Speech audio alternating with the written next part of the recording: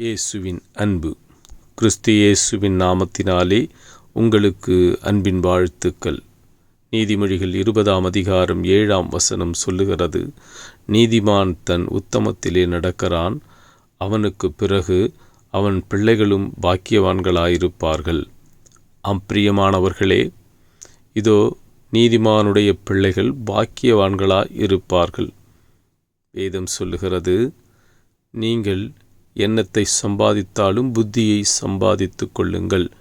இந்த உலகம் முழுவதும் நீங்கள் ஆதாயப்படுத்தி கொண்டாலும் உங்கள் ஜீவனை நஷ்டப்படுத்தினால் அதனால் ஒரு லாபமும் இல்லை என்று வேதம் சொல்லுகிறது.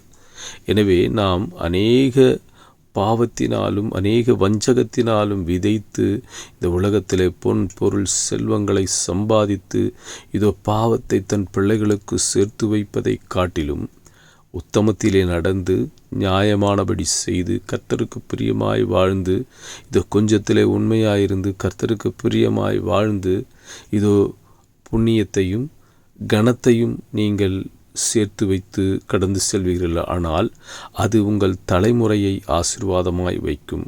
அது உன் சந்ததியை ஆசீர்வதிக்கப்படும். அது உன் சந்ததிக்கு கடந்து வந்து அது உன் சந்ததிகள் ஆசீர்வாதமாயிருப்பார்கள், அவர்கள் பாக்கியவான்களாயிருப்பார்கள் என்று வேதம் சொல்லுகிறது. எனவே நீ நியாயத்தை கொண்டு நீதியை செய்து உத்தமத்திலே நடப்பாயே, ஆனால் கர்த்தர் உன்னோடு கூட இருந்து உன் சந்ததியை ஆசீர்வதிப்பார். ஆமேன்.